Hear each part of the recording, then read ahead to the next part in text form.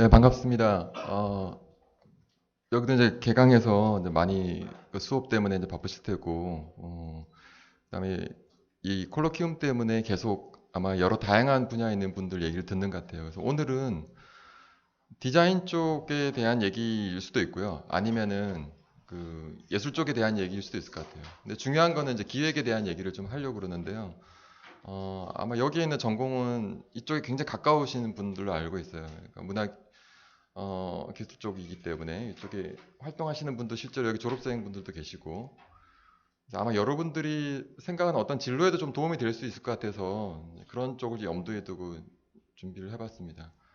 그리고 제 얘기이기도 하고요. 제가 관심 있는 얘기이기도 하고 그래서 처음에 이제 주제에 대한 여러 고민을 하다가 그냥 하고 싶은 얘기를 하라고 그러셔서 제가 가장 그 좋아하고 또 앞으로도 계속 해나갈 일에 대해서 좀 얘기를 하겠습니다.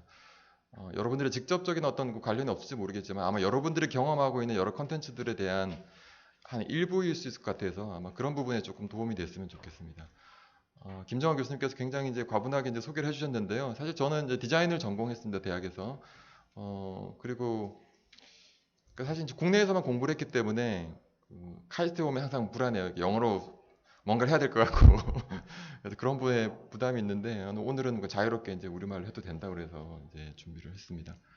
자, 오늘 할 주제는 이제 디자인 전시 기획이라는 얘기인데요. 최근에 제가 전시 기획한 게 있어서 그거 중심으로 아마 할 것 같고요. 그 전에 이제 전시 기획에 대한 기본적 얘기들을 좀 몇 가지 하려고 합니다. 아마 김정환 교수님 수업을 통해서 전시 기획에 대한 얘기는 좀 많이 들으시긴 하실 것 같은데요. 그러니까 사실 저는 이제 예술사를 전공했거나 아니면 전시 기획을 뭐 제대로 이렇게 어떤 코스를 가지고 공부한 사람은 아닙니다. 그냥 거의 독학을 하다시피 이제 했었고요. 특히나 이제 디자인 전시 기획이라는 게 따로 있는 것이 아니 여기에 이제 국내에는 그런 뭐 전공이 따로 있는 게 아니었고 외국에는 뭐 디자인 뮤지엄이 간간히 있었기 때문에 거기에 나온 도록을 가지고 이제 이렇게 전시 기획을 하는구나라고 그 체험적으로 학습을 해왔기 때문에 아마 조금 다를 수도 있을 것 같아요. 그래서 제가 얘기하는 게 정론은 아니지만 제가 지금 기획을 할 때 그 고려해 오는 그 관점들이기 때문에 한번 참고를 하시면 좋을 것 같습니다. 음, 사진이 귀엽죠, 여기. 예, 뭐 같아요? 예, 바비김이죠. 예, 김밥이라고 하죠. 예. 김밥을 어떤 디자이너들이 굉장히 재밌게 잘 만들어줘가지고 이번 전시 때 하게 됐는데요. 왼쪽에 보시면 맛이라고 이제 되어 있고요.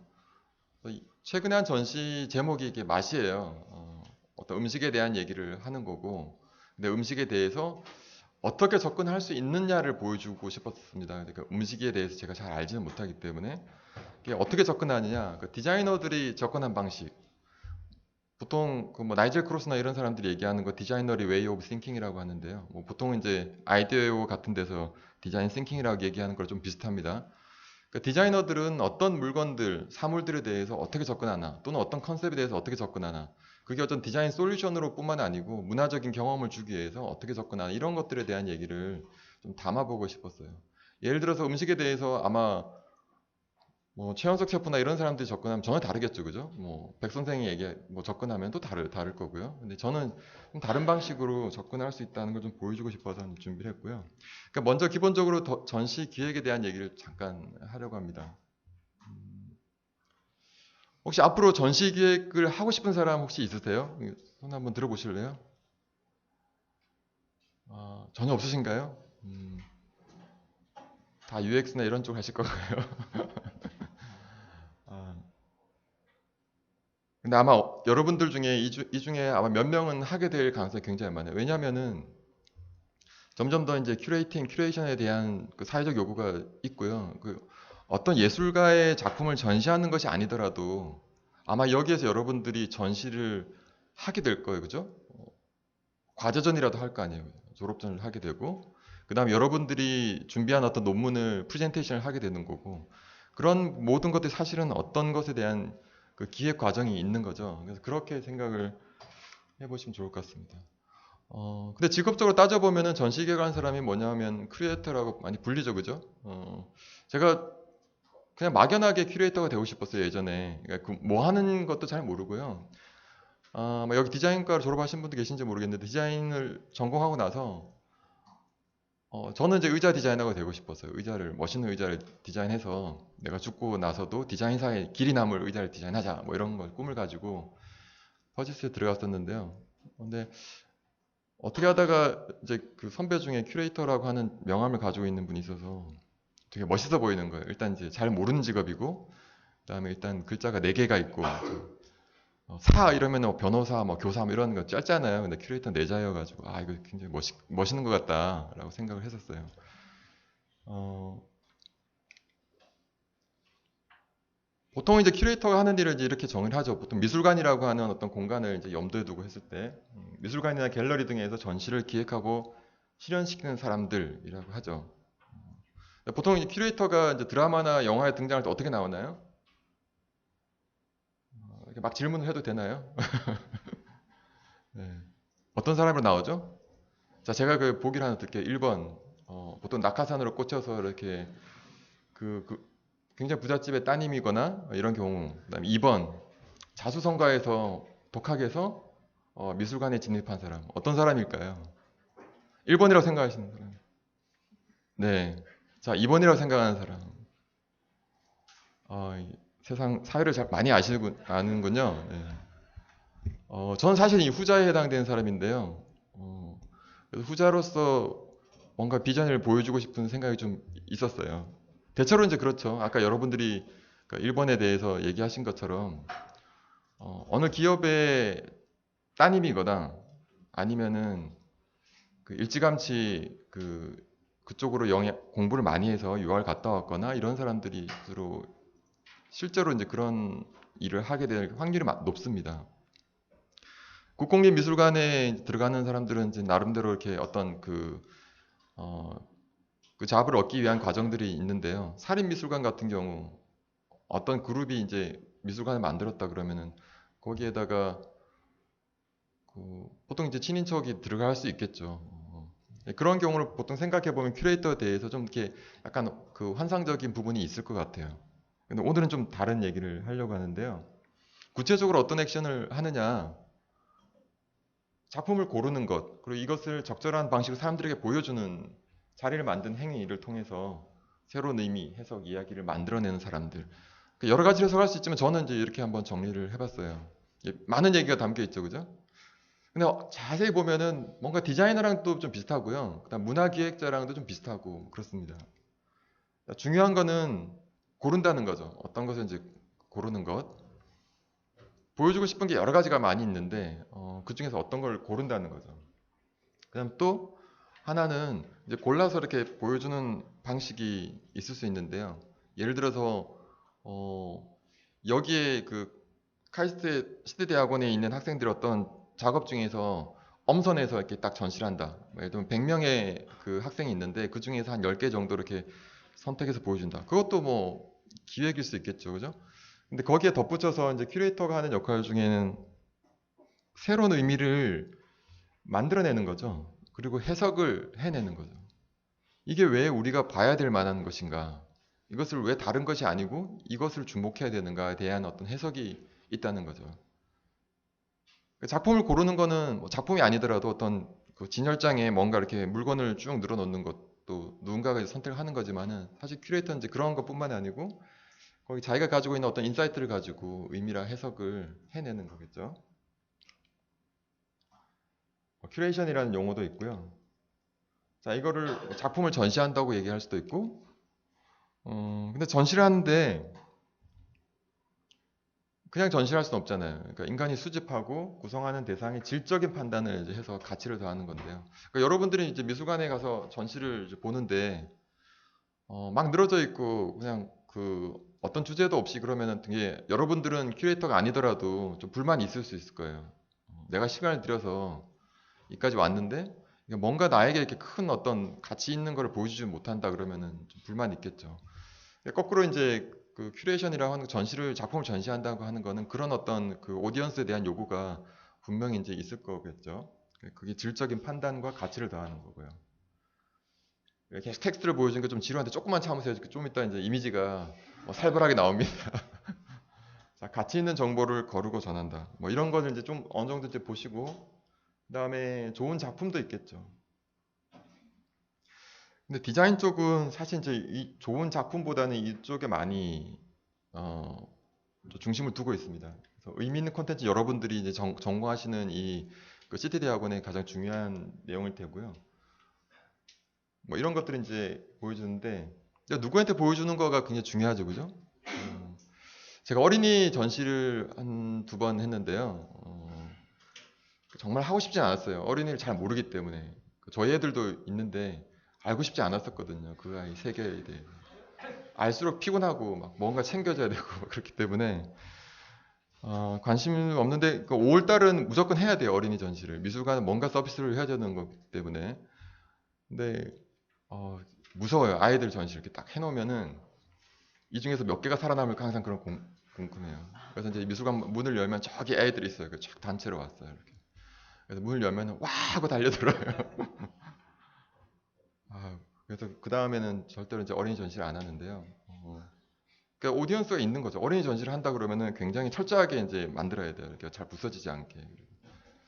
그리고 대신 이제 어린이들이 또 그 의미 있는 정보를 전달해야 되기 때문에 아이들의 눈높이에 맞도록 이렇게 작품도 걸고 또 어떤 그 사물은 직접 핸즈온이라고 그러죠. 이렇게 직접 만져볼 수 있게 해야 되는데 외국에서 빌려오는 아주 중요한 작품을 직접 만져볼 수는 없으니까 그 레플리카를 준비해요. 그래서 똑같이 생긴 거를 복제를 한 거를 해서 만져볼 수 있게 하고 진품은 이제 쇼케이스 안에 이렇게 전시를 한다든지 그 오디언스에 따라서 여러 가지 장치를 하게 되는 거죠.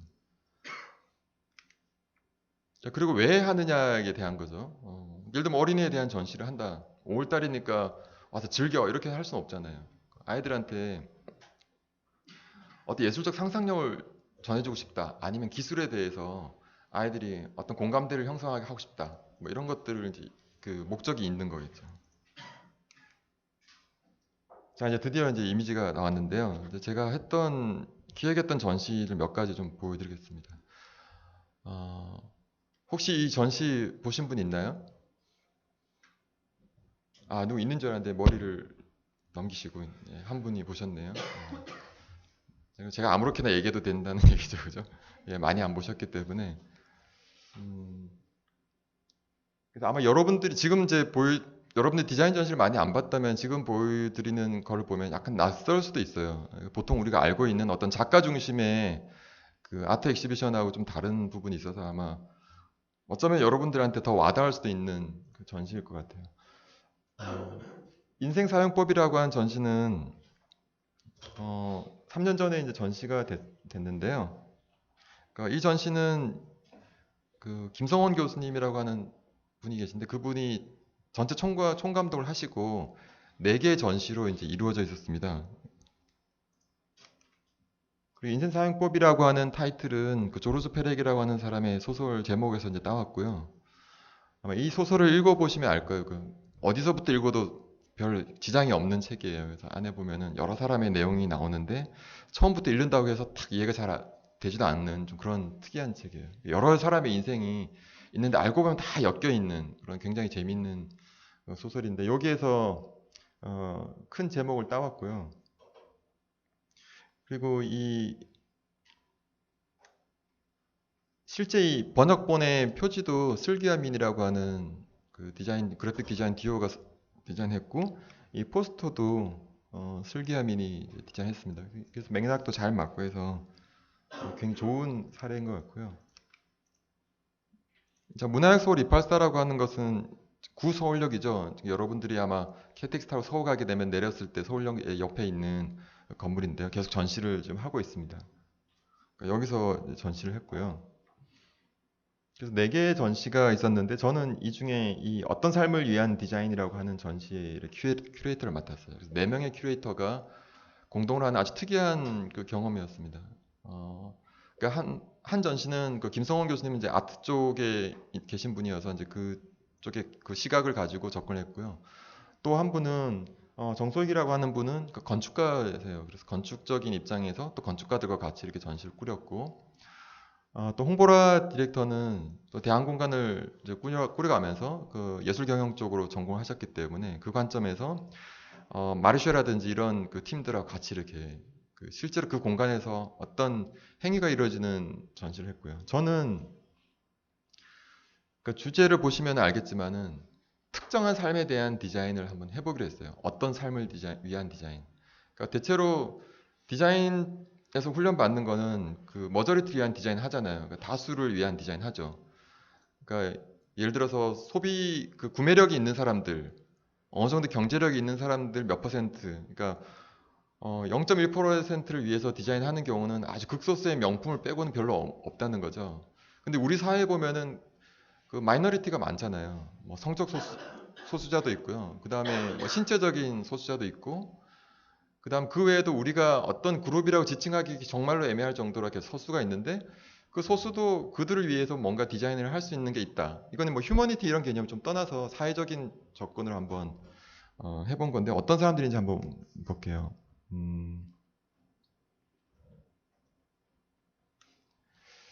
이 작품은 하이브라고 하는 그 미디어 그룹인데요. 아마 여러분들 중에 아시는 분도 좀 있을 것 같아요. 그러니까 인터랙션 작업들을 하는 분들인데, 어, 이건 어떤 기록에 대한 얘기를 하려고 한 겁니다.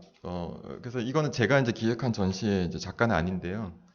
여기에 그 보통 이제 열전사 방식으로 하는 그 영수증을 출력하는 프린터를 이렇게 나무처럼 매달아 놓고, 나무에 이제 열매처럼 매달아 놓고, 그 앞에 그 패드에다가 누군가가 이렇게 그 메모를 하면은 그 기록이 됐다가 그 프린트가 되고 그 앞에 기록한 거가 이제 나뭇잎 낙엽처럼 떨어지게 돼 있어요. 그래서 계속 시간 순차를 두고 내 앞에 누군지 모르지만 누군가가 썼던 것들이 이제 계속 하늘에서 이제 저게 나머지 떨어지는 방식으로 해서 누군지 알 수 없는 사람들에 대한 어떤 커뮤니케이션 얘기를 이제 한 작품이고요. 그 다음에 이 차일구라고 하는 디자이너가 작업한 건 이제 제가 기획한 그 섹션의 디자이너인데, 이케아에 대한 전시예요. 그러니까 이케아라는 거는 제품을 여러분들 이제 써보신 분들은 알겠지만 이게 매뉴얼 있잖아요, 그죠? 매뉴얼대로 만들고 싶지 않은 사람들에 대한 디자인이에요. 그러니까 왜 나는 이케아가 지시한 대로만 만들어야 돼? 이런 것들을 좀 불만을 가지고 그런 식으로 접근해서 이케아의 물건을 거꾸로 해체하는 방식으로 이렇게 디자인해서 이렇게 전시를 했습니다. 그러니까 예를 들면은 어떤 부품들을 붙여서 이렇게 만드는 게 아니고요. 붙여 있는 걸 뜯어가면서 이렇게 그 완성시키는 방식이라든지 독특한 방식으로 이제 접근한 게 있고요. 그다음에 그 정승구 작가는, 이 사람은 가구를 주로 만드는 분인데 옥상에서 생활하는 사람들을 위한 디자인이에요. 옥탑이나 옥상에서 자기 공간을 가지면서 이렇게 생활하는 사람들에 대한 디자인 뭐 이런 게 있고요. 박활민 디자이너가 한 건데요. 아마 박활민 씨는 낯선 분도 계시겠지만은 예전에 이제 그 카이 홀맨이라고 하는 캐릭터 있었죠. 얼굴이 이렇게 동그랗게, 아마 여러분들이 태어났었죠. 그때도 태어나실려나요? 어쨌든 아마 굉장히 어렵거나 그랬을 수도 있는데요. 그 카이 홀맨이라고는 지금 뭐 스마트폰과는 전혀 상대가 안 될 정도로 굉장히 초기에 이제 핸드폰 만들었을 때 이제 캐릭터가 나왔었는데 얼굴이 동그랗게 돼 있는 그런 캐릭터를 만들어서 했던 디자이너고, 아마 몇 년 전에는 여러분들이 기억할 수 있는 거는 촛불 소녀를 디자인한 디자이너죠. 그 디자이너가 최근에 관심 있는 거는 그 노머니 라이프라고 해서 돈 없이 이제 화폐가 없이 이제 살 수 있는 방식에 대해서 계속 고민하면서 실제로 본인도 그렇게 살고 있어요. 그러니까 자기가 그림을 그려서 뭔가 쌀과 교환한다든지 뭐 이런 식의 아주 이렇게 초기 경제적인 방식을 이제 실험적으로 이렇게 살고 있는 사람인데요. 그러니까 이 사람이 그런 그 화폐 경제를 초월한 사람들을 위한 어떤 그런 디자인을 해서 그런 삶을 위한 디자인 이런 것들을 하기도 했고요. 뭐 빗물을 받아서 뭐 이렇게 커피를 끓여 마신다든지 뭐 이런 재밌는 일인데 실제로 이 사람이 그렇게 또 살기도 하고 있어요.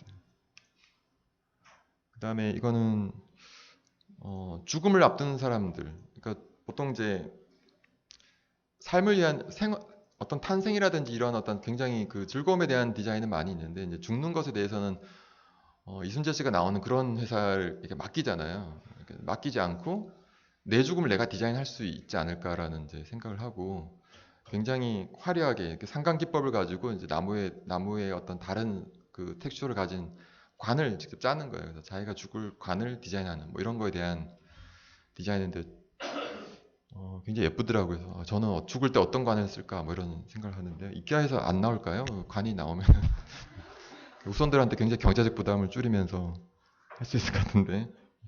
어쨌든 그러니까 우리가 기본적으로 디자이너들이 대상으로 삼는 것과 좀 다른 방식의 대상들을 좀 해봤습니다. 그다음에 그리고 이 그 팀은 이 그 디자이너는 전에 그 오세훈 시장 서울시장 때 있었던 일을 좀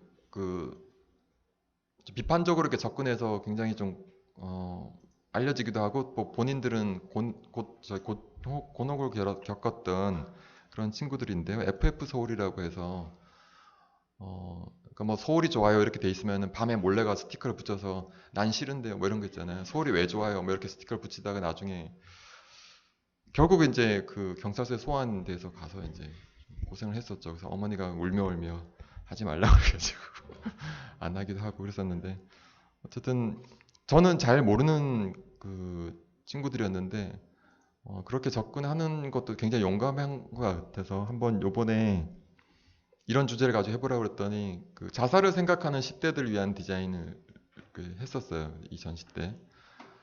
그래서 그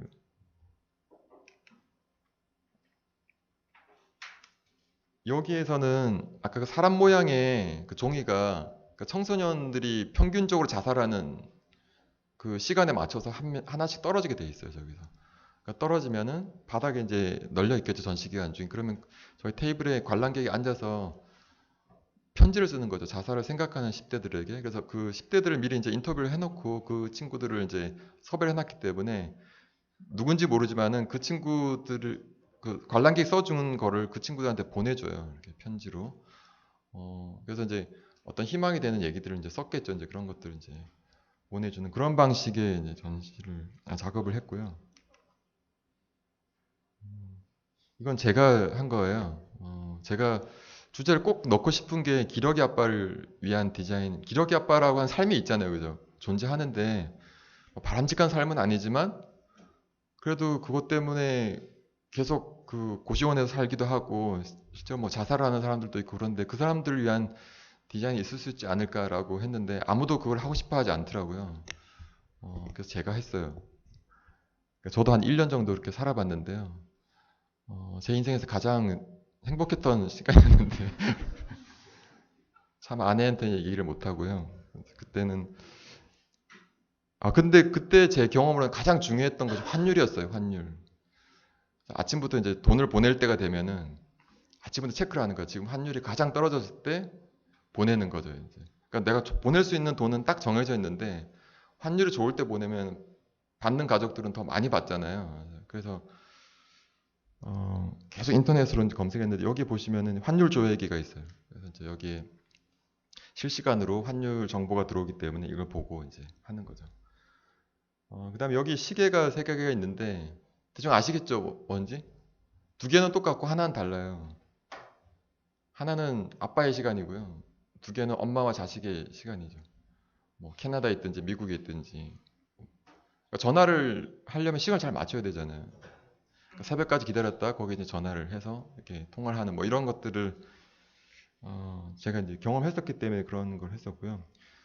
그다음에 이런 그 구조는 사실 겨우 가정이 유지되는 거잖아요. 그래서 뼈다만 있는 집안을 이제 표현하기 위해서 이제 이렇게 한 건데 어, 되게 없어 보이죠. 여기 냉장고에 비어 있고 연출한 사진인데 이렇게 한번 했습니다. 근데 실제 이제 이 그 가구 자체는 제가 이제 가구 디자인을 했었기 때문에 어, 제가 좋아하는 마르셀 브로이와 마트 스탐의 그 가구에서 이제 가져와서 이렇게 그렇게 디자인을 했고요. 그다음 여기 카이스트 디자인과 졸업생이죠. 김영나 씨라고 하는 작가가 이제 이때 참여했는데, 그러니까 제 섹션은 아니었는데요. 그때 네덜란드에서 이제 한국에 온 지 얼마 안 돼 작업실이 없다고 그래서 여기서 그 전시 기간 내내 작업실로 쓰면서 관람객들하고 계속 대화를 하는 그런 재밌는 전시였어요. 그래서 여기에 계속 첫 번째 날, 두 번째 날 계속 이렇게 이제 그 달력을 만들어서 전시 기간 내내 실제로 작업실로 썼어요, 여기서.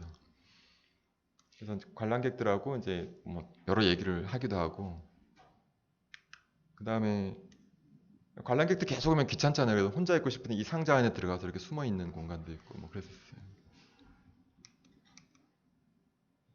자, 이거는 저희 학교 같이 있는 이상진 교수님이 한 건데, 실내 이제 창이에요. 근데 외부에 센서가 있어서 외부에 있는 빛과 똑같은 그 조도로 안에 실내 공간에 창에 이렇게 빛이 비춰주는 방식으로 해서 이렇게 한 거고요. 요거는 이제 제 전시랑 좀 다른 컨셉이었고요.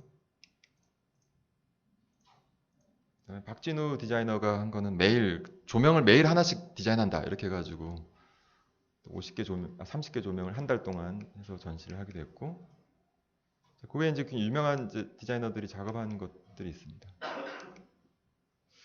자, 이렇게 보시면은 아마 보통 예술가들이 작업하는 것 또는 이제 그 유명한 교과서에 나오는 화가들의 어떤 전시를 보는 것 좀 다른 느낌이 있을 거예요. 어떤 주제를 가지고 주제에 대한 고민을 결과로 이렇게 만들어내는데, 그게 뭐 어떤 상품을 디자인하는 거랑 또 좀 다르죠, 그죠? 저걸 당장 뭐 어딘 그 제품화 시킨다거나 이런 거랑 또 좀 다르긴 하고요.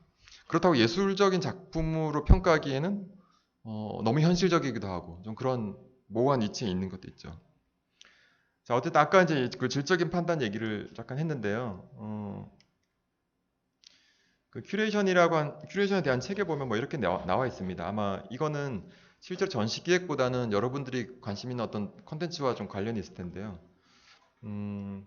차세대 미디어의 거물은 콘텐츠 제작자가 아니라 네트워크로 연결된 콘텐츠 큐레이터일 것이다. 그래서 이제 큐레이션이 앞으로 어떻게 중요해질 거다라는 얘기를 하고 있어서, 아마 여러분들이 하는 어떤 일들은 여러분들은 그 용어를 쓰지 않더라도 어떤 사람들은 그것을 큐레이션이라고 얘기할 수도 있는 일들이 아마 제가 생각할 때 요즘에 꽤 있을 거라고 생각해요.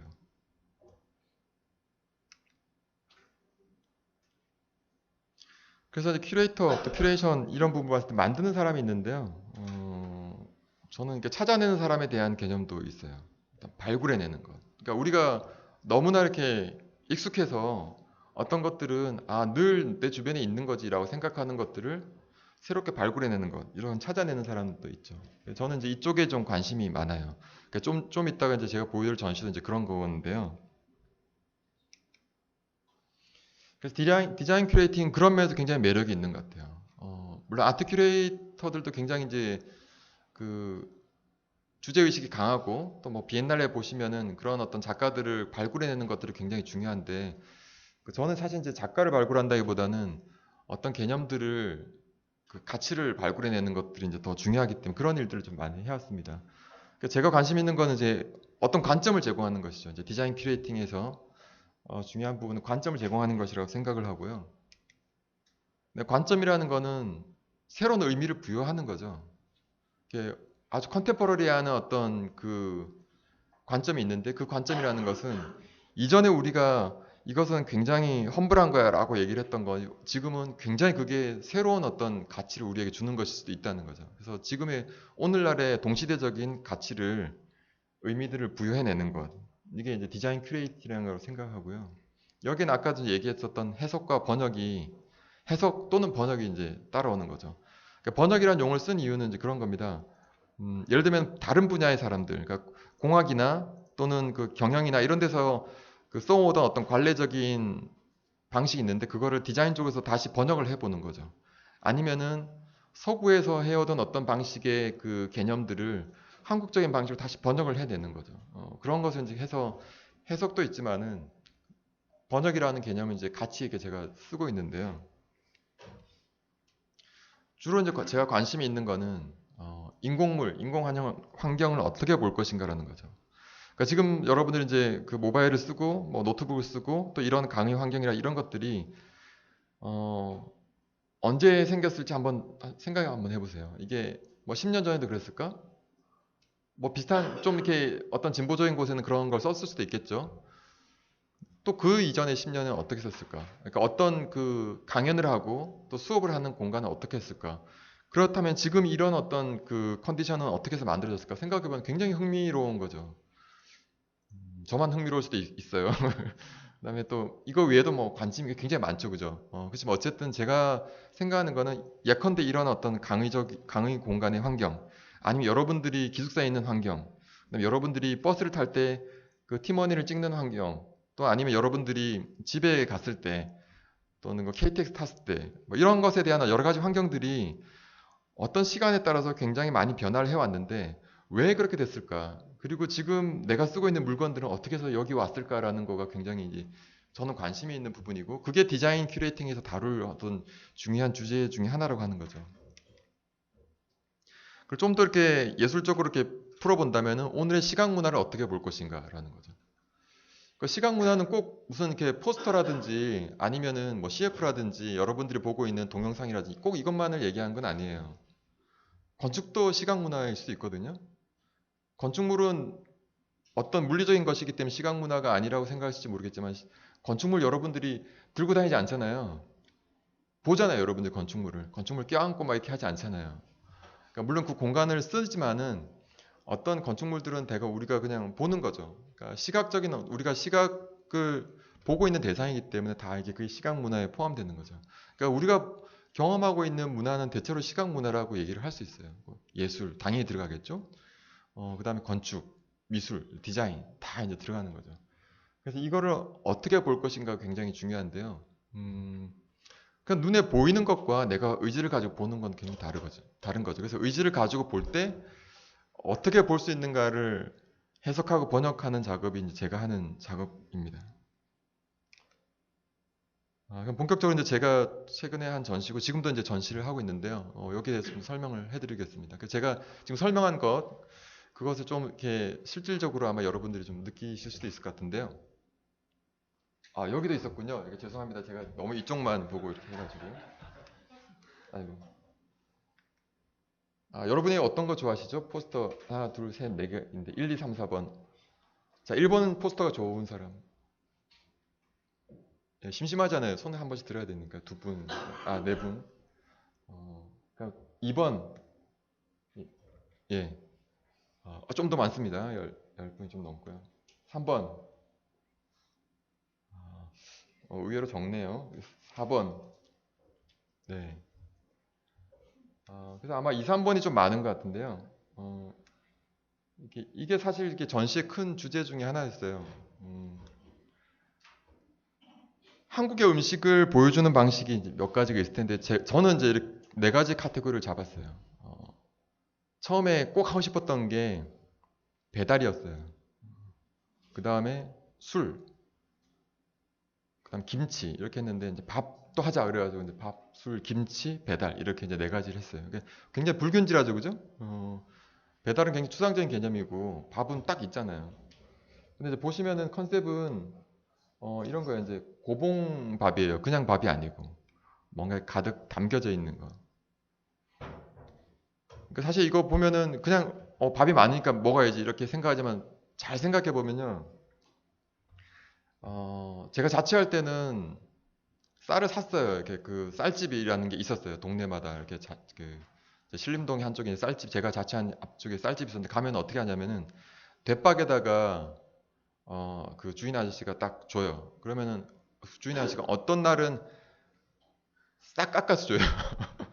그 평밀대라고 있거든요. 이렇게 싹 깎아가지고 할 말이 없잖아요. 원래 그게 한도예요. 근데 어떤 날은 그냥 대충 담아서 줘요. 이렇게 수북하게 해가지고 주인 마음이잖아요. 근데 대체로 이제 많이 수북하게 주죠. 이제 밥도 수북하게 주죠.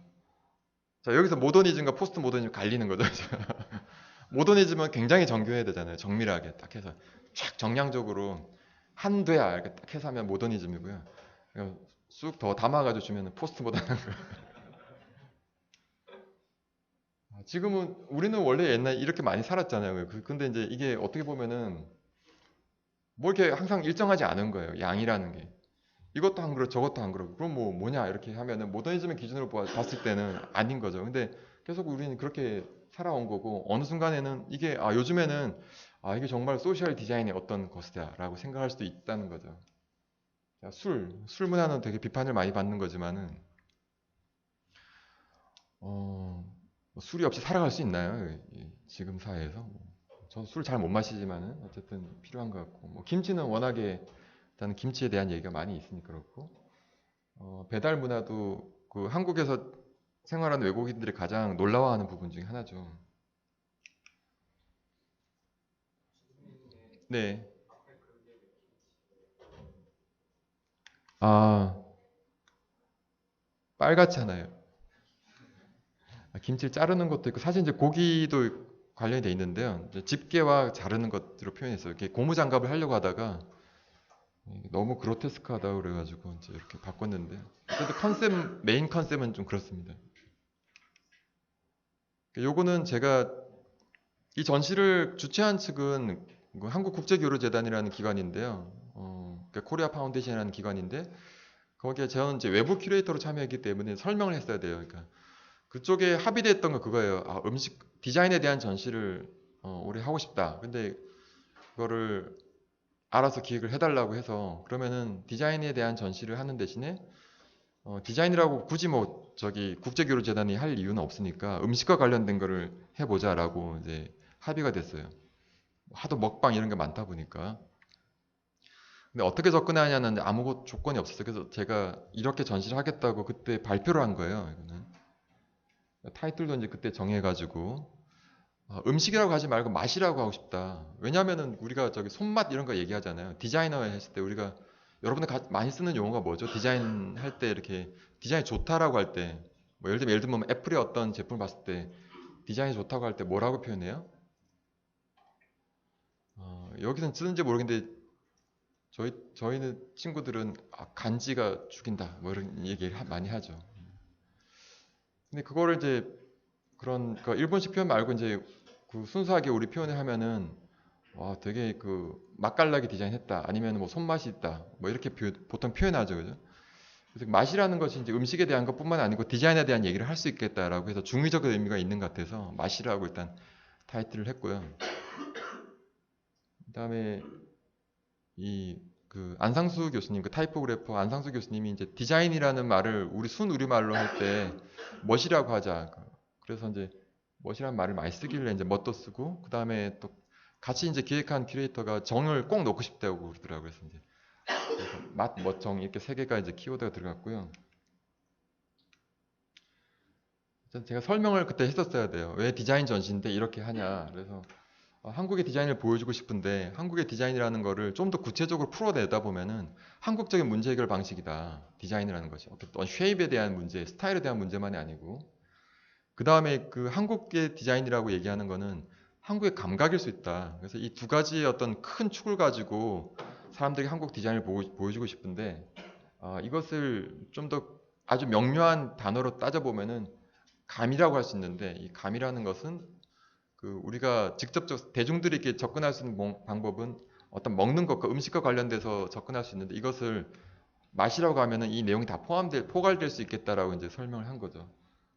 어, 그리고 이 맛을 표현하는 방식은 뭐 궁중 음식이라든지 뭐 이런 그 한식 대첩이나 아니면은 뭐 이렇게 그런 것에 나오는 그 한식 세계와 같은 그런 맛을 보여주고 싶지 않다. 그러니까 우리도 잘 익숙하지 않는데 뭔가 이렇게 그 드러내고 싶은 거. 한국의 우수한 이런 걸 보여주고 싶은 그런 맛하고는 좀 다른 걸 하고 싶은 거죠. 그래서 올해 가장 TV를 많이 본 게 삼시세끼하고 냉장고를 부탁해 하고 뭐 이런 걸 많이 봤었어요. 그러니까 문화 이론 중에서 이렇게 자녀 범주라는 게 있거든요. 그러니까 메인스트림에서 보통 다루고 싶어 하는 얘기가 있어요. 우아하고 멋있고 세련되고 자랑하고 싶은 만한 이런 것들이 있는데 그 밑바닥에 좀 깔려 있는 거기에 포함되지 않는 좀 그 부스러기 같은 것들이 있어요. 그러니까 늘 현실적으로 존재하는데 그걸 내기하기엔 좀 쑥스러운 거. 배달 같은 게 그런 거예요. 그러니까 한식 세계 할 때 배달 이렇게 얘기 안 하잖아요. 김치도 뭐 우리가 잘 안 먹는 아주 굉장히 고급스러운 김치 얘기를 하고 그다음에 무슨 뭐 이렇게 그 신선로 뭐 이런 거 나오고 그러잖아요. 저는 보지도 못했는데 그게 한국 음식이라고 합니다. 그래서 그렇게 한식 세계화를 많이 하기 때문에 그거에 포함되지 않는 거를 이렇게 해보려고 한 거죠. 그다음에 마찬가지로 한국의 대표적인 디자인 하면은 한국 디자인 하면은 보통 뭐 갤럭시라든지 뭐 이런 것들 아니면 그 굉장히 잘 디자인된 걸 얘기를 하는데 저는 이제 그런 것보다는 좀 후진 거를 좋아하거든요. 그러니까 디자이너들이 이렇게 별로 자랑스러워하지 않는 뭐 이런 거. 예전에 그래서 한국 디자인하면 뭐가 있을까 그래서 이태리 타워라고 뭐 철가방하고 뭐 이런 걸 했었는데요. 이게 현실에서는 우리가 알고 있는 한국적인 디자인인 거죠. 이제 그런 게 그런 개념을 가지고 이제 하려고 했었고요. 어쨌든 이제 메인스트림에 인정받지 못한 부분들을 좀 다루고 싶었어요. 그러면 이제 이런 그거는 당신의 생각 아니냐라고 할 수 있기 때문에 가장 좋은 건 해외 사례를 이렇게 딱 보여주는 게 좋죠. 그래서 두 가지 사례를 이렇게 설명을 했는데요. 지금 왼쪽에는 그 국내에도 이제 번역되어 있는 책이 있어요. 그 그래픽 리서치 방법인가요? 뭐 그런 책으로 번역되어 있는 게 있는데 그 영국에서 그 디자이너들이 하는 디자인 리서치 방법 중에 이제 이런 주제들을 다룬 사례들을 모은 책이 있습니다. 거기 그 중에 한 디자이너가 영국성 그 잉글리시 니스에 대해서 이렇게 조사를 한 게 있어요. 영국 하면 떠오르는 게 뭐가 있죠? 이게 정답이 있었어요.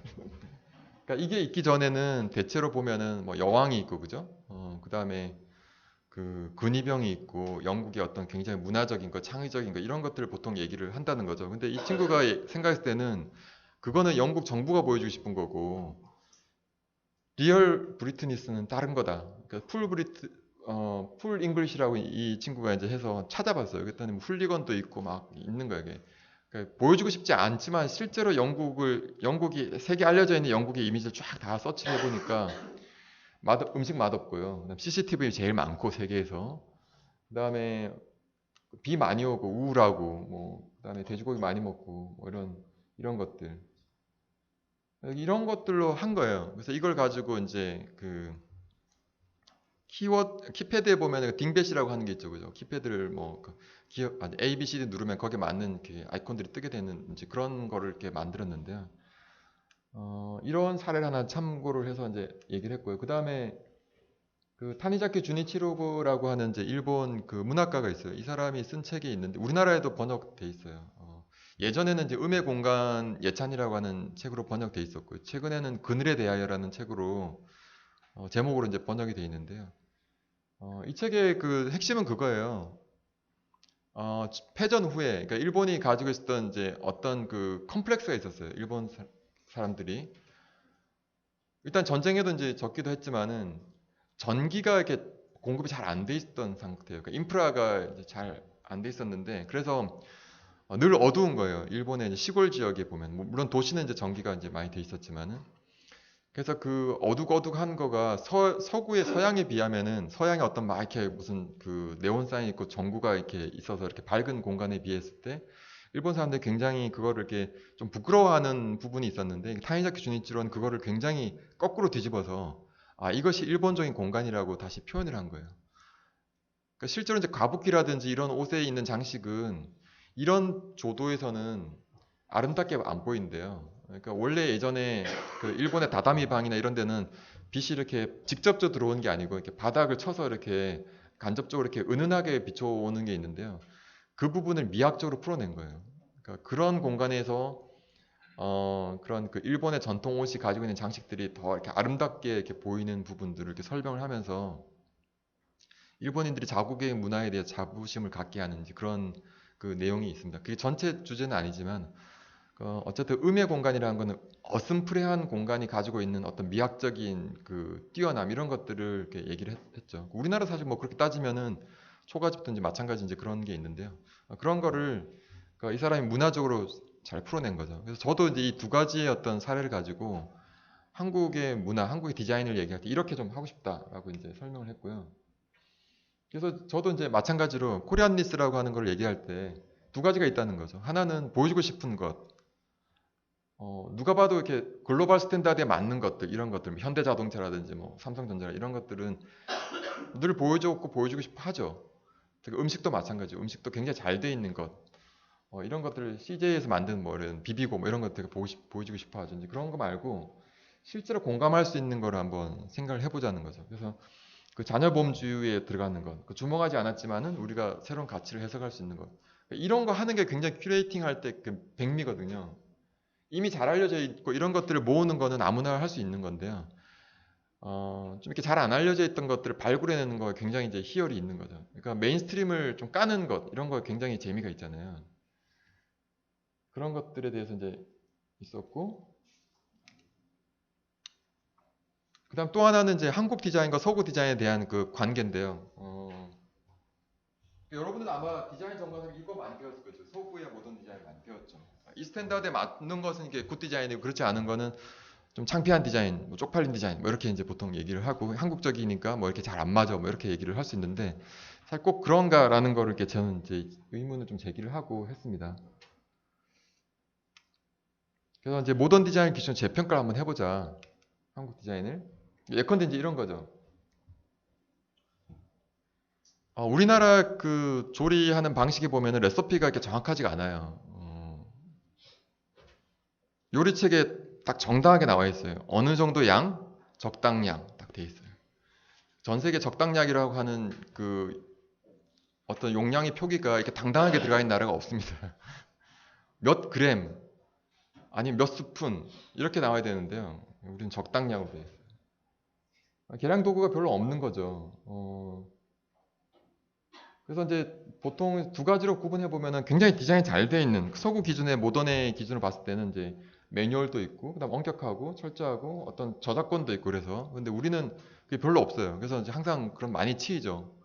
그 내가 할 수 있는 기술은 그냥 가르쳐 주잖아요. 옆에다가 그냥 가르쳐 주기도 하고 그다음에 자기 자식한테 물려주기도 하고 이거를 무슨 뭐 이렇게 특허를 만들거나 이렇게 해가지고 하는 거가 최근에 있었지 그런 개념이 별로 없죠. 그래서 심지어는 우리나라 그 꽃이라든지 이런 식물도 외국의 그 저기 그 특허가 이제 뺏기기도 하죠. 그러니까 어떻게 보면은 우리의 지식을 보호하지 못하는 그런 걸 볼 수 있는데 잘 생각해 보면 우리는 원래 이렇게 살았던 것 같아요. 뭐 기록보다는 구전을 통해서 많이 이제 전달했었고 그 다음에 어떤 지식을 특화해서 내가 뭐 어떤 그 재산으로 만든다기보다는 그냥 이렇게 오픈 소스 같은 개념인 거죠. 뭐 이런 개념들은 뭐 사람들이 쓰면은 다 좋은 거니까 그냥 같이 썼던 것 같아요.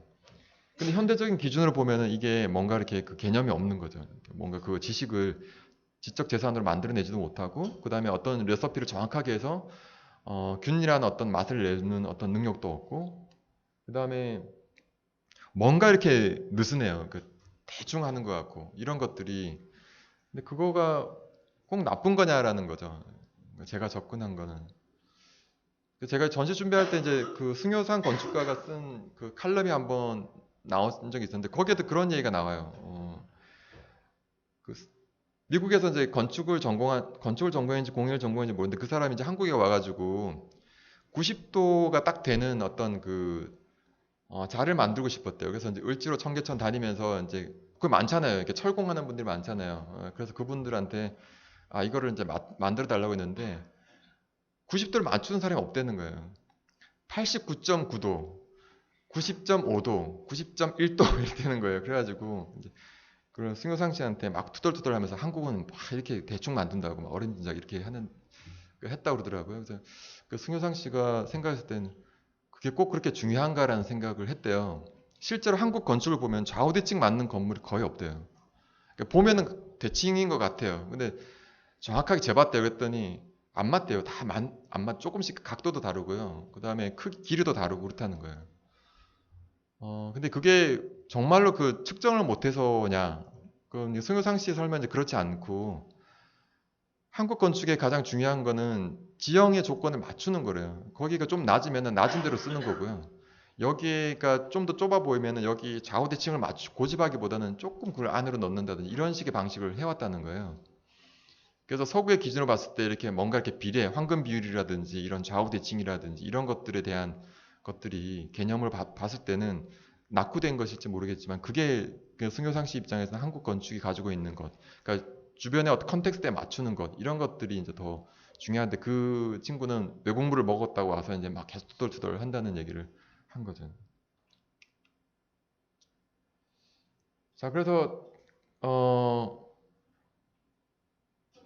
맛이라고 하는 이제 키워드를 가지고 있을 때 이제 여기에 뭐가 있을까 이제 한번 다이어그램을 이제 그려본 거고요. 그래서 제가 했을 때는 이제 이런 식으로 음, 키워드를 좀 더 이렇게 분산을 한번 시켜봤어요. 그래서 김치, 술 배달, 뭐 나중에 밥이 또 추가됐지만은 이런 것들에 대한 개념들. 그러니까 모던의 기준을 봤을 때는 이렇게 부합되는 것들, 그러니까 그런 표준에 좀 맞지 않는 것들에 대한 얘기를 이렇게 쭉 한번 정리를 해봤고요. 이것과 이제 계속 연결을 시켜서 또 구체적으로 이게 어떤 결과가 나오는가. 예를 들면 다용도로 쓰는 거는 플라스틱 바가지 같은 거 예를 들 수 있다는 거죠. 뭐 쌀을 씻기도 하고 어떤 때는 뭐 그냥 과일을 씻기도 하고 야채도 씻기도 하고 물을 담기도 하고 곡물을 담기도 하고 이런 것들 여러 가지 것들을 이제 한번 담아본 거죠. 자, 이렇게 해서 전시품들을 이렇게 목록을 한번 추려봤어요.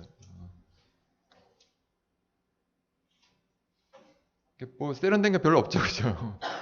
뭐 대단한 게 별로 없는데 어쨌든 뭐 술도 있고 주전자도 있고 도마도 있고 뭐 이렇게 이제 시작을 했습니다. 그래서 여러 우여곡절을 겪고 이제 전시를 하게 됐는데요. 그러니까 전시 준비하면서 그 좋은 식당들 다 다녀봤어요. 그러니까 제가 좋다고 한 식당은 그 미슐랭 가이드에 나오는 그런 식당이 아니고요. 그러니까 그 아주머니들이 하는 음식 맛 있다고 알려진 식당들 이제 많이 돌아다녔죠. 그러니까 미슐랭 가이드에서 그 한국 식당들 맛있는 식당을 보면은 다 포함이 안 돼요. 그 기준이 뭔지 아세요? 미슐랭 가이드 기준이? 맛있는 식당의 이렇게 표준의 기준? 첫 번째, 매뉴얼이 있어야 돼요. 그 식당에. 그 다음에 그 서비스가 좋아야 돼요. 그 인테리어가 좋아야 돼요. 그 맛이 굉장히 그 항상 똑같아야 돼요. 이제 그렇게 해가지고 이제 종로나 피막골 쪽에 이렇게 있는 그 식당들 가보면요. 하나도 안 맞아요. 일단 매뉴얼이 없어요. 일단 셰프가 없잖아요. 그냥 그 할머니하고 좀 오래된 그 일해서 아주머니가 그냥 하시잖아요. 들어갔다 일단 청결함도 있는데요. 일단 들어가면 청결 별로 청결해 보지 않죠. 뭐 친절하냐 그러면 친절하지도 않잖아요. 욕도 잘하시고 뭐 굉장히 안 좋잖아요. 그런 분들은 미슐랭 가이드의 별 뭐 이렇게 못 받죠. 그래서 저는 이제 그런 데만 이제 쭉 다녀봤어요. 이게 한국 사람들이 생각하는 맛있는 집이라는 곳을 쭉 다녀봤어요. 그래서 서울부터 제주도까지 쭉 이제 몇 달 다녔고요. 그 다음에 물건을 잘 만든 사람들, 뭐 시카를 잘 만드는 사람, 잘 만든다고 한 사람들께 수소문해서 다녀봤고요. 그 다음에 도마를 잘 만드는 사람들 이렇게 좀 다녀보기도 하고, 그 다음에 오일장 가면 또 많이 있거든요. 그래서 그런 물건들 파는 것 이런 것을 이제 가서 관찰하고 사기도 하고 이렇게 해서 이제 전시를 이제 꾸려봤어요. 그러니까 전시를 제가 잘할 수 있는 거는 사실 그거밖에 없었던 것 같아요. 직접 발로 뛰어서 쫓아다녀 보는 거. 그러니까 우아하게 해가지고 이거 넣고 뭐 빼고 이렇게 할 수가 없는 거예요. 그건 이제 민속박물관 같은 데서 중앙박물관에 민속박물관에 자기들 컬렉션 있을 때 이걸 넣을까 저거 넣을까 이렇게 하는데 여기는 아무런 컬렉션도 없었고 뛰어다녀서 사와야 되는 상황이기 때문에 이제 그렇게 할 수밖에 없었던 거죠. 그래서 어쨌든 이렇게 전시를 이제 하게 됐고요. 포토존을 하나 만들어 달라고 그래가지고 뭘 할까 하다가 그냥 그 식당에서 흔히 볼 수 있는 그런 단어들을 추출해냈어요. 원조가 많잖아요, 그죠? 어디 가면 원조. 그다음 포장된다고 하는 거. 절박한 거잖아요. 매출 늘려야 되는데 팔아야 되고 뭐 그런 것들. 그다음 신속 배달 이런 것들. 물은 셀프 이렇게 잘 나와 있잖아요, 그죠? 이런 것만 다 모아가지고 했고요. 그다음 영화나 이런 드라마에 나오는 것들 이렇게 있었죠. 별그대에서 나오는 뭐 이런 것도 넣고 뭐 이렇게 해서 포토존을 만들었습니다. 그러니까 이번에 전시 준비하면서 언어학과 관련된 책도 좀 몇 개 읽었었는데요. 그러니까 우리는 이제 언어의 맛이 있잖아요. 어떤 것을 이렇게 얘기를 할 때 밥 한 번 먹자 굉장히 무책임한 얘기를 많이 하고 그 다음에 맛을 표현할 때도 뭐 이렇게 그 뜨거운데 도 시원하다고 표현한다든지 여러 가지 우리가 쓰고 있는 그 어떤 언어적인 표현 같은 것들이 특이하기 때문에 그런 것들을 이제 관심을 가지고 이제 많이 봤었고요. 그래서 언어를 가지고 하는 작업들이 있었고 이것도 마찬가지입니다. 소설을 엄청나게 읽었어요. 어, 언어를 가장 잘 보여주는 거는 한국 소설이기 때문에 소설가들이 음식과 관련된 또는 맛과 관련된 것들 어떻게 표현했는가를 계속 찾았어요. 그래서 이제 같이 준비하는 친구랑 이제 해가지고 둘이서 계속 소설을 읽는 거예요. 어, 그래서 소설은 수십 권 읽었는데 그래서 그 속에 인용문들을 막 추려냈어요. 그래서 이제 굉장히 많이 추려냈었는데 그때 어떤 사건이 터졌냐면은 이제 표절 사건이 터졌어요. 한 3분의 1이 신경수 씨 소설이었거든요. 그래서 너무 아까운데 뭐 저는 표절인지 잘 모르겠지만 어쨌든 표현이 너무 이렇게 좋은 거예요. 이렇게 그 엄마랑 살면서 이렇게 음식에 대한 표현들, 그러니까 찌개를 만들 때 이런 표현 같은 것들 이런 것들 굉장히 좋아서 이렇게 많이 했는데 결국 못 썼어요. 그래서 왕창 덜어냈고 근데 이제 또 문제가 된 게 그때는 박민규 씨 소설이 문제가 안 됐었어요. 표절이. 그래가지고 그때 그 삼뮤스버스터 마지막 팬클럽까지 이제 포함해서 이렇게 다 그 출연해서 여기 참여했던 사람들 다 낭독을 했어요. 그 자기가 마음에 드는 작가의 소설 인용문들을 가지고 어떤 사람은 황석영 씨를 좋아하는 사람 황석영 씨의 어떤 그 소설 중에서 이제 중요한 그 맛과 관련된 부분들을 이렇게 낭독을 하고 뭐 이런 식으로 해가지고 이제 다 모아서 여기 MP3에다 녹음을 해서 이제 들을 수 있게 이제 했고요. 이 책에 다 이제 관련돼 있는 소설 내고 여기도 이제 쓰기도 하고 이렇게 손맛이 이제 필요하니까 이제 직접 저도 쓰고 이렇게 했었던 거죠. 근데 박민규 씨가 좀 최근에 또 문제가 돼서 이렇게 요번은 빼지는 못하고 이렇게 했습니다.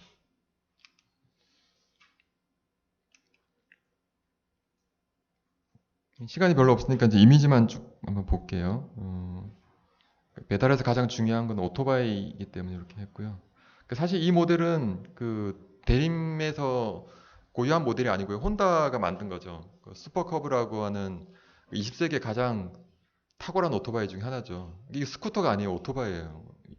디스커버리 채널이 20세기의 명 오토바이를 꼽았었던 거예요.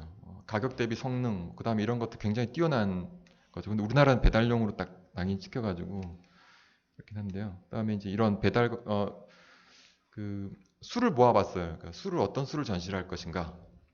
그래서 뭐 막걸리가 종류 굉장히 많더라고요. 그래서 서울에서 구할 수 있는 어, 그 확산이 많이 되어 있는 막걸리들. 그러니까 굉장히 특별하게 어떤 지역에서 이렇게 브랜딩한 막걸리 말고요.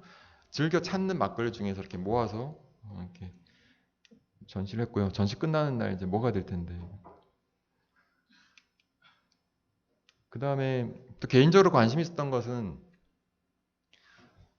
지금 이제 먹방이나 쿡방 같은 데 나오는 것들을 보면은 그러니까 우리가 음식 포르노라고 얘기할 만큼 굉장히 그 뭐라 그럴까 노골적이잖아요. 그 노골적이라는 것은 음식을 보여준다는 의미의 노골적이 아니고 이게 자기 입을 즐겁게 하는 거에 대해서 모든 초점이 맞춰져 있는 거예요.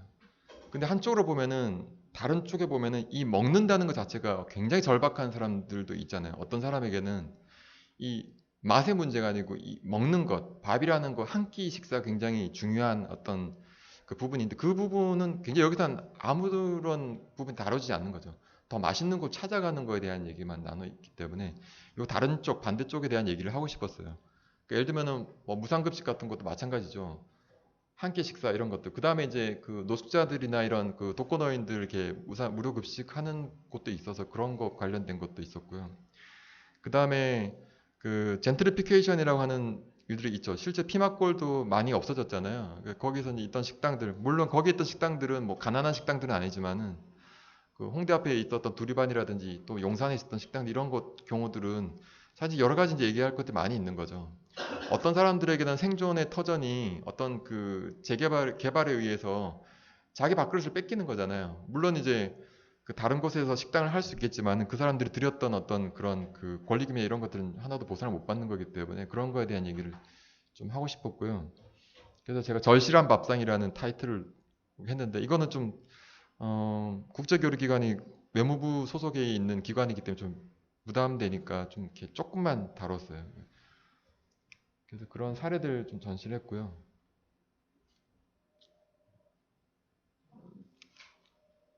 그다음에 이런 것들은 뭐 호출기라든지 뭐 소맥잔이라든지 이런 것들을 또 같이 전시를 했고 그다음에 피막골에 있었던 그 곳들이 지금은 디타워라든지 이런 게 생겼는데요. 그 있던 식당들이 다 흩어졌어요. 어떤 분들은 이제 그냥 식당을 접은 분도 계시고 그다음에 다른 곳으로 그 옆에 르메이에르라고 하는 건물에 이제 그 저기 새로 만든 피막골 이렇게 짝퉁 피막골이죠. 원래는 그냥 번듯한 건물 중간에 이제 만든 건데 그런 데로 들어간 분도 계시고. 근데 그때 이제 피막골을 철거할 때 그걸 또 주워 온 사람이 있어요. 그 버려진 거를. 그 건국대에 있는 오창석 교수님이라고 그분이 이제 대학원생들하고 가서 이렇게 그 버려진 것들 주워 온 게 있어서 그거를 이번에 같이 전시를 했었습니다. 근데 주워 놓으면 버리고 주워 놓으면 버리고 그랬대요. 쓰레기니까 이렇게 계속 주변 사람들이 이제 쓰레기 버리니까 그러니까 이 사람 그 오창석 교수 생각은 왜 잘 만들어진 것만 우리가 민속박물관에 놓느냐. 이것도 자기에게는 굉장히 고고학적인 의미가 있다고 생각을 한 거죠. 그래서 왜 이것이 박물관에 들어갈 수 있느냐 없느냐가 굉장히 중요한 자기 나름대로 이제 그 고민이었기 때문에 컬렉션 한 게 있어서 그거를 전시를 했어요. 실제로 썼던 간판, 썼던 전화기, 뭐 옷걸이, 그 다음에 무슨 찌개 그릇 이런 것들 다 전시를 했었고요. 저는 이제 제품 디자인을 전공했고 실제로 가구 디자인했기 때문에 이 기물에 대해서 관심이 있어요. 그래서 음식과 관련된 기물 중에서 재밌는 거는 바가지거든요. 그러니까 원래 옛날에는 이런 바가지를 썼었죠. 이제 박을 그 긁어내서 이렇게 썼었고 실제 그 글래까지도 쓰시는 분이 있었지 그거 빌려와서 이렇게 했는데요. 또 깨진 걸 다 이렇게 꼬매서 이렇게 쓰셨더라고요. 그래서 사실 이제 그런 어떤 메타포를 그대로 이렇게 여기에다가 이제 끌어서 이렇게 쌀바가지를 플라스틱으로 이제 쓰게 됐는데 특히 저는 이제 개인적으로 굉장히 재밌더라고요. 굳이 이런 모양을 따를 필요가 없는데 그 바가지의 모양을 그대로 따서 손으로 질 수도 있고 그다음 쌀을 일 때 이렇게 그런 라인들이 있는 것도 재미있고 이런 것들 보여주고 싶고요. 요거는 바깥에 그 입구 쪽에 일종의 설치 작업을 이제 매번 하나 봐요. 그래서 요번에는 뭘 할까 하다가 그 최정화 씨랑 같이 작업했었던 최미경이라고 하는 인테리어 디자이너 분이 계신데 그분한테 이제 부탁을 했더니 이렇게 만들어 왔어요. 그 철가방을 가지고 이제 타워를 쌓았는데 옆 건물하고 굉장히 잘 어울리더라고요. 유리로 만든 건물들하고 해서 원래 있는 것 같은 약간 착각이 있을 정도로. 그 다음에 그 홍대에 보면은 그 스트리트 H라고 하는 동네 저기 신문을 만드는 분이 있어요. 스튜디오 203이라고 하는 그 회사가 있는데 그木가지로 이렇게 만드는 지금까지 굉장히 오랫동안 만들었었죠. 그래서 정보 디자인 쪽을 굉장히 오랫동안 하시는 분이어가지고 이분한테 그러면 술, 밥, 김치에 대해서 한번 그 정보 그래픽을 해달라고 했는데 굉장히 사실 어려운 작업이에요. 김치가 뭐 몇백 가지가 된다고 그러잖아요. 그죠? 그거를 정보 그래픽으로 표현한다는 것이 굉장히 어려운 거죠. 그러니까 그분이 이제 스트리트 H라는 신문을 발행할 때마다 그 음식에 대한 것도 해요. 햄버거에 대한 정보 디자인도 해요. 근데 햄버거는 뭐 패티가 들어가잖아요. 그다음 피자도 했고, 그다음 뭐 맥주도 했고 여러 가지 했는데 김치는 너무 힘들다는 거예요. 뭘 기준으로 잡아야 될지는 모르겠고 그래가지고 고민하다가 몇 달 동안 해서 이제 만든 게 뭐 이런 거였어요. 거기에 들어가는 성분들을 가지고 이렇게 코딩을 해서 그걸 그래프로 이제 표현해서 뭐 나박김치는 뭐가 들어가고 이렇게 하는 식으로 이렇게 표현을 해가지고 이렇게 김치 쪽 그 정보 그래픽 했고요. 그 다음에 이제 비빔밥이 여러 가지가 있잖아요. 그래서 그거를 가지고 이제 정보 그래픽을 한 게 있고, 그 다음에 막걸리 가지고 한 것도 있고, 뭐 이렇게 돼 있습니다. 그래서 어, 꽤 많은 시간 동안 이제 고민을 해서 이제 만들었는데, 저는 이제 결과 잘 나온 것 같아요. 그래서 이렇게 전시를 했고요. 요까지가 이제 제가 전시에 대한 거고, 어, 뭐 여러분들 바쁘시니까 못 볼 테니까 제가 장소를 얘기를 안 할게요. 이제 그런 게 전시가 지금 하고 있고요. 그 다음에 제가 관심 있는 거를 좀 더 이렇게 설명을 드리고 이제 마치도록 하겠습니다. 작년에 제가 쓴 책이 사물의 이력이라고 하는 책인데요. 저는 이제 그 물건에 대해서 관심이 좀 많아요. 뭐 제품 디자인을 했기도 하지만은 그냥 저는 어떤 물건이 굴러다니는 거 보면 되게 신통방통해요. 얘는 어떻게 살다가 여기까지 왔을까? 뭐 이런 거 있잖아요. 그 다음에 길에 지나가서 이렇게 버려져 있는 그 재활용품들 보면은 얘는 어떻게 하다가 이렇게 밀려났을까? 뭐 이런 생각들 뭐 이렇게 좀 하는데 그 나름대로 자기 히스토리가 있는 거잖아요. 그래서 그런 것들을 추적해 보면은 여러 가지 재밌는 일이 많이 있는 것 같아요. 그래서 제가 여기 사물의 이력이라고 하는 책에 있는 것 중에 하나가 이제 카세트 테이프였는데 마침 이제 그 가디언스 갤럭시라고 한 영화가 그때 나왔어요. 이 책이 나올 때쯤. 그래서 그 영화도 재밌게 봤고 해서 그 영화 본 분들은 알겠지만 거기에 이 주인공이 그 외계인에게 납치되기 바로 직전에 엄마한테 선물 받았던 게 있잖아요. 어, 오썸 테이프 있잖아요, 그죠? 그 테이프 있는 그 소니 워크맨 그거를 이제 차고 외계에서 그 어, 살인 청부업자를 하죠, 그죠? 거기서 이제 그런 악당들을 무찌르면서 이렇게 하고 있는데 그런 걸 보면서 이제 이 카세트 테이프를 이제 그 표지를 이제 넣었었고요. 이것도 제가 굉장히 좋아하는 사물이죠, 카세트 테이프라는 거. 그거 외에도 제가 그 하는 활동들은 제가 의도한 게 아니고 이렇게 여러 가지를 하게 됐어요. 전시 기획도 하고 책도 쓰게 됐고 의자도 디자인하게 됐는데 전시 기획을 오늘 얘기하는 거니까 기획한 거는 어, 디자인 미술관이 예술의 전당에 만들어지고 이제 거기 참여하게 되면서 그때 했었던 전시들 중에 몇 가지 보면은 이런 전시를 했습니다.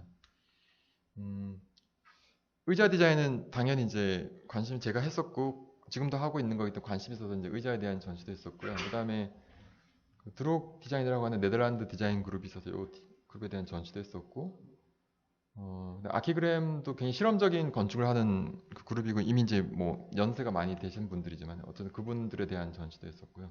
요거는 제가 기획한 건 아니고 그 이분들이 하는 어떤 트래블링 패키지가 있어요. 그래서 그 중에 그 유치해서 했던 거고요. 그 다음에 개인적으로 관심 있었던 거는 이 모일리 낙이라고 하는 이제 사람에 대해서 관심이 있어서 이 사람은 몇 년 동안 좀 추적을 해서 이제 전시를 했었고요. 그 다음에 로봇에 대한 것은 제가 로봇 자체에 대한 관심보다는 로봇에 대한 관심을 갖는 사람들 방식이 있었어요. 그러니까 로봇을 휴머노이드, 그러니까 여기 이제 카이스트에도 이제 휴보가 나오고 이제 그렇게 했는데 휴머노이드에 대한 막연한 어떤 환상이 있더라고요. 그러니까 왜 로봇이 우리에게 의미가 있는지를 생각하기보다는 아 쟤는 걸어가네, 쟤는 뛰어가네 이런 거에 대한 관심이 이렇게 미디어가 너무 그쪽으로 몰고 가니까 사실 로봇이라는 거 주변에 굉장히 많잖아요.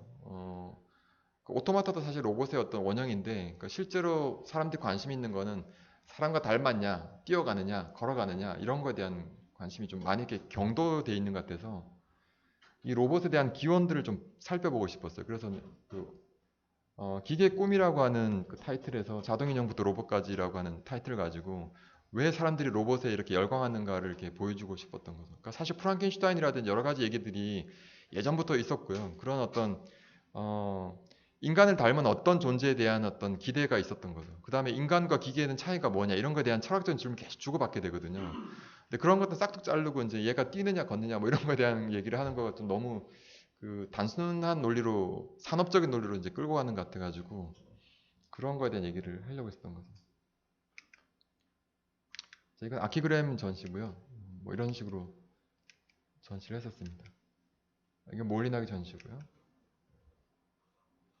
저는 디자이너이기 때문에 공간을 연출하는 것도 관심이 있어서 그냥 그 같이 전시 디자인도 하면서 진행을 했고요. 이 전시는 그 김정화 교수님이 그 초청을 해주셔서 같이 참여한 전시입니다. 이거 전에도 있었는데 어쨌든 여기 독일에서 할 때 하노버에 전시할 때 이제 디자이너들이 참여를 했었고요. 이제 그때 그 백화점을 한 공간을 확보를 해서 한층을 이제 제가 그때 전시를 해서 아주 즐거운 그 기회였었고요. 그다음에 제가 이번에도 한국과 관련된 전시인데 뭐 제가 외국에도 살아보진 않았고 아는 게 한국밖에 없어서 이제 한국 디자인에 대한 전시를 계속 했었습니다. 처음에는 한국 디자인 전시를 할 때 왜 하냐고 계속 하는 거예요. 한국 디자인 뭐 보여줄 게 있냐고. 근데 디자인에 대한 개념이 다른 거죠. 그분들이 생각하는 디자인 개념은 웰 디자인드 돼 있는 거를 생각하는 거고 제가 생각하는 디자인은 그냥 우리가 툭툭 만나는 것, 발에 걸리는 것 이런 것 다 디자인이라고 생각한 거죠. 제가 관심 있었던 건 그런 거였어요. 항상 한국 디자인의 시작은 그 금성사에서 만든 라디오부터 시작하는데요. 그 전에는 디자인이 없었느냐는 거죠. 그래서 그 전에 대한 관심이 있었어요. 그 암흑처럼 이렇게 돼 있는 그런 것들을 한번 까보고 싶었던 거죠. 그래서 그거가 1910년부터 60년대까지로 한 거예요. 60년, 59년에 이제 금성사의 라디오가 나왔었기 때문에 그 전에 시기를 한번 봤죠. 이게 뭐 당연히 뭐 외색이죠. 다 일본이죠. 사실 뭐 한국적인 디자인이라기보다는. 근데 저는 그것도 한국의 디자인이라고 생각하는 거죠. 이렇게 여러분들의 할머니 또 그 위에 그 세대가 경험했던 거기 때문에 뭐 그런 거를 살펴보자는 거죠. 그래서 몇 가지 주제를 가지고 집은 어떻게 살았는가. 어, 요번에 영화 하잖아요. 그 암살이라고 하는 영화 본 사람들은 아마 그때 그 미쓰코시 백화점 뭐 나오고 거기서 막 결혼도 하고 뭐 폭탄도 터지고 막 난리잖아요. 그때는 우리는 뭐 한쪽에 다 모두가 독립운동했을 것 같지만 한쪽에는 굉장히 잘 사는 사람들이 있어요. 오늘은 동경에 가서 승마를 해야지. 이렇게 해서 비행기 타고 갔던 사람이 있었어요. 그 시대에. 그러니까 상위 0.001%가 그렇게 했겠죠. 이제 그런 사람들.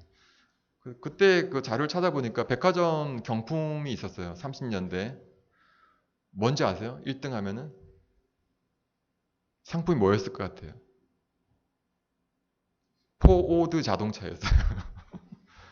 대단하죠. 1930년대 백화점의 그 경품이 그런 거였고요. 또 그 다음에 또 다른 그 경품은 온천 무슨 티켓 이런 거였었어요. 그러니까 우리가 상상할 수 없는 그 삶이 그 당시 존재했더라고요. 그러니까 이미 소비라고 하는 그 라이프 스타일이 이미 들어와 있었던 거예요. 그 일제 강점기에도. 그러니까 그거를 우리는 뭔가 이렇게 암울하고 뭐 이렇게 모두가 이렇게 그 국립운동을 할 것 같고 막 그럴 것 같은데 사실 이제 근대적인 디자인의 어떤 모체가 이때부터 백화점이라는 그런 어떤 그 기관을 통해서 이렇게 형성이 됐었고 가구도 그때 이제 만들어지기도 했었죠. 아마 어, 이게 지금 롯데 명동 본점일 거예요. 조지아 백화점이라는 예전에 이제 그런 이름이었는데요. 그 다음에 또 광주 디자인 비엔날레 첫 번째 했을 때 한국 디자인 했고 이때는 여기 졸업하신 분이죠. 박혜천 교수랑 같이 이제 준비를 하면서 워낙에 아파트에 그때 그 전에부터 관심이 있었기 때문에 아파트를 이번 꼭 다루자. 그래서 이제 80년대를 다뤄서 이제 했었어요. 그래서 여기 잭스농이라고 하는 그 디자이너자 작가인데 이 친구가 그때 아파트를 가지고 전시 그래픽을 했었고요.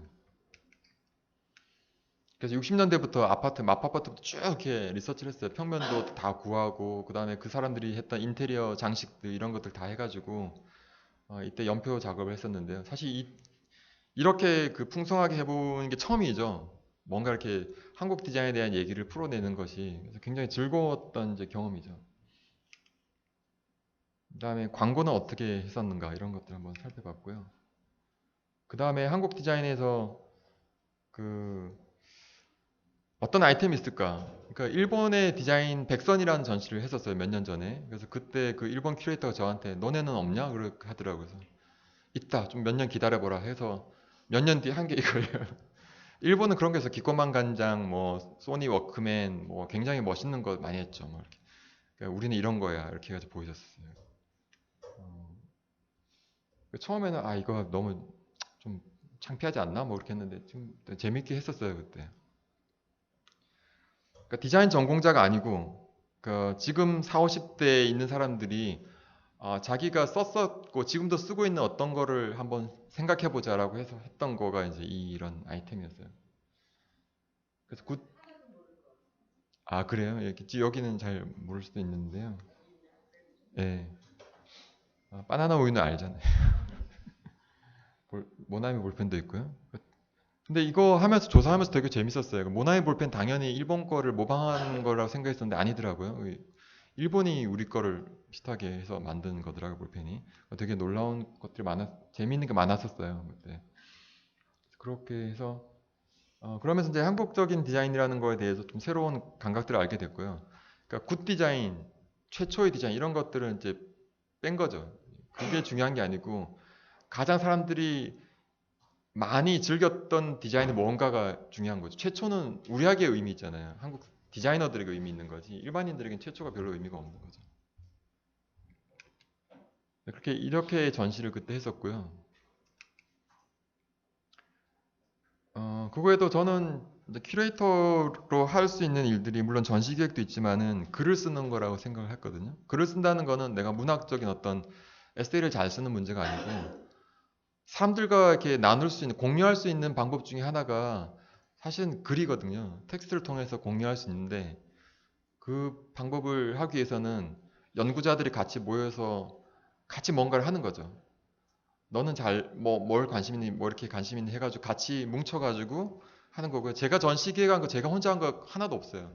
다 그 주변에 그 잘 몰라도 같이 연구를 할 사람들을 나이가 많은 사람도 있을 수 있고 젊은 친구도 있을 수 있는데 같이 해서 이제 한 거죠. 그런 게 그 연구 공동체, 그 학습 공동체가 있다는 거 굉장히 중요한 거잖아요. 그게 없으면 뭐 문화적으로 어떤 파워를 갖기가 힘들어요. 내가 뭐 잘나가지고 한 거가 굉장히 지속성을 갖기가 힘들고요.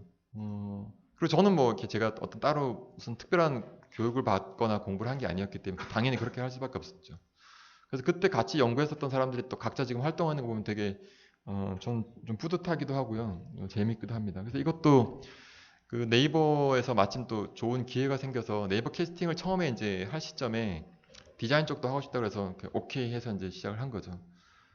외국 디자이너도 소개하는 것, 그 다음에 한국의 디자인 결과물들을 소개하는 것, 이런 것들을 이제 계속 연재를 해서, 요거는 이제 제가 쓴 거지만은 그 외에 이제 다른 그 필자들이 같이 이렇게 참여를 해서 이제 돌아가면서 썼는데요. 그런 경험이 굉장히 좋았던 것 같아요. 그러니까 내가 알고 있는 것, 내가 모르는 것, 이런 것들 확인하고요. 또 재밌는 거는 이제 글을 올리면은 댓글을 달잖아요.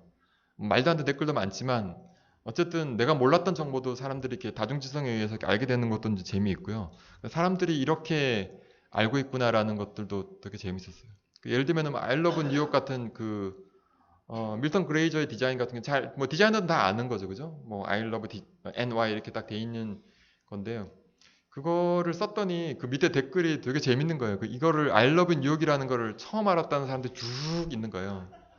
I love 니라고 이렇게 해서 너를 사랑한다는 뜻인 줄 알고 있었다 사람. 뭐 별게 많더라고요. 근데 굉장히 재밌었어요. 그래서 그런 정보를 알게 됐다는 게 되게 재밌었고, 그 다음에 그거가 알고 있었지만은 그 밀턴 글레이저라고 하는 사람이 이제 했다는 거에 대해서 이제 음, 처음 알은 것도 재밌었고요. 그 다음에 이거를 하겠다고 했던 이유 중에 하나는 그거예요. 우리가 알고 있는 정보가 굉장히 허술한 게 많아요. 많잖아요. 인터넷에 블로그에도 보면은 예를 들면 밀턴 글레이저를 검색하면은 나오는 거 굉장히 많을 거예요. 뭐 수천 가지의 아티클이 있는데 보면은 서로 복제를 했기 때문에 정확한 정보가 별로 없어요. 그 사람이 실제로는 그것뿐만이 아니라 굉장히 많은 일을 했거든요. 그 다르푸 지역에 이게 분쟁이 있었을 때 거기에 대한 포스터도 했었고요. 이 사람이 또 그 AIGA라고 하는 그 그래픽 디자인 협회에서 했었던 강연도 있었고, 그 사람이 생각했던 사고도 일정하지 않고 변하기도 했었고, 여러 가지가 있었는데 그런 것들을 전체를 이렇게 보여주는 글은 없는 거예요. 그래서 캐스팅 서비스라고 하면은 그런 것에 대한 그 철저한 준비를 해서 하자라고 해서, 예를 들면 나오토카사와에 대한 것도 그 사람이 디자인한 몇 가지가 소개돼 있을 뿐이지 왜 그거를 디자인했는지는 잘 안 나와 있는. 그래서 제가 했을 때는 대부분 인터뷰를 했어요. 그래서 나오토카사 마침 그때 제가 초청을 했었기 때문에 그때 며칠 동안 같이 있으면서 실제로 인터뷰하고 이 사실이 맞냐라고 확인해서 이제 글을 썼었고요. 그 외에 이제 다른 사람들은 뭐그 하비에르 마리스칼 같은 경우는 뭐 스페인에 있으니까 이제 그 아는 분을 통해서 이제 연락을 해서 이메일을 보내서 사실을 확인하고 이렇게 해가지고 이제 글을 썼던 거죠. 그래서 굉장히 순도 높은 정보가 굉장히 중요한 것 같아요. 그러니까 정보가 많아짐에 따라서 더 정확한 정보, 의미 있는 정보들 찾기가 더 힘들어지는. 그러니까 있을 텐데 너무 이렇게 정보가 많다 보니까 그거를 이렇게 헤쳐내야 되잖아요. 정확하지 않은 정보를 헤쳐내는 일들이 더 많아진 것 같아요. 예전 같은 경우에 백과사전 찾아보면 확실하게 있는 건데 지금 뭐 그런 사전도 없거니와 그거를 찾기보다는 검색을 하는 게 더 빠르다 보니까, 그래서 캐스팅 서비스는 그런 어떤 일종의 사명감을 가지고 이제 그 연구자들하고 같이 이제 진행을 했던 겁니다. 그런 의미에서 그 큐레이터가 하는 디자인 쪽의 큐레이터가 하는 역할들은 음, 새로운 가치들을 발굴하는 거고요. 그 가치 있는 정보들을 공유하는 것이고요. 그 다음에 그동안 묻혀 있었던 가치들 재발견하는 것, 이런 것들이라고 저는 생각을 하고 계속 전시도 기획하고 글도 쓰고 그렇게 하고 있습니다. 그래서 저는 사실 제가 하는 일은 큐레이팅보다는 디자인의 중심이 있는데요. 다 디자인이라고 할 수 있어요. 어떤 거는. 그러니까 제가 앞에 큐레이터 업무들을 여러분들 소개하면서 이게 디자인하고 좀 비슷하지 않나요? 라고 얘기했던 이유는 저는 그렇게 생각하고 있어요. 어떤 것을 플래닝하고 어떤 것을 사람들에게 전달하고 공유하는 것. 사실은 이제 커뮤니케이션 디자인에서 다 하는 거잖아요. 그런 부분들을 가지고 저는 이제 진행을 했고요. 그 다음에 전시라는 형식이 가장 소프트하게 사람들한테 전달될 수 있는 거기 때문에 또 그 자체도 매력이 있고, 그래서 지금까지 일해왔고 거기에 대한 얘기들을 설명을 드렸습니다. 예. 그리고 이거는 그냥 뭐 제가 번역을 할 때 했던 거를 작업을 한번 해본 거예요. 책꽂이를 이렇게 번역을 할 동안 번역이 끝났을 때 이렇게 해가지고 뿌듯하잖아요. 처음에는 번역할 때는 원서가 꽂혀 있는데요. 나중엔 제가 번역한 책이 번역서로 이렇게 딱 꽂혀 있는 거죠. 남아있는 건 이제 도록들이죠. 도록들 썼던 것, 글, 책들 이런 것들이 남아있는데요. 제가 제 아이들한테 줄 수 있는 건 딱 이거예요. 몇 권 더 이제 생기겠죠. 뭐 그러면 이제 내가 뭘 했나 이런 걸 돌아보면 그냥 이런 걸 했다라고 이제 보여줄 수 있는 거. 그게 굉장히 뭐랄까 즐겁기도 하고 뿌듯하기도 하고 한편으로는 또 뭐 의미 있는 일이기도 하고 그렇습니다. 그래서 뭐 오늘 아까 제가 여러분들 중에서 뭐 큐레이터가 되고 싶거나 디자인 전시 기획을 하고 싶은 사람 손 들어서 아무도 안 들었는데요. 몇 명 있을 거예요, 그죠? 뭐 생각하는 사람 있을 것 같은데 전 그래서 나중에 그런 어떤 동료가 생기면 좋을 것 같습니다. 자, 오늘 제가 말씀드릴 건 여기까지입니다. 감사합니다.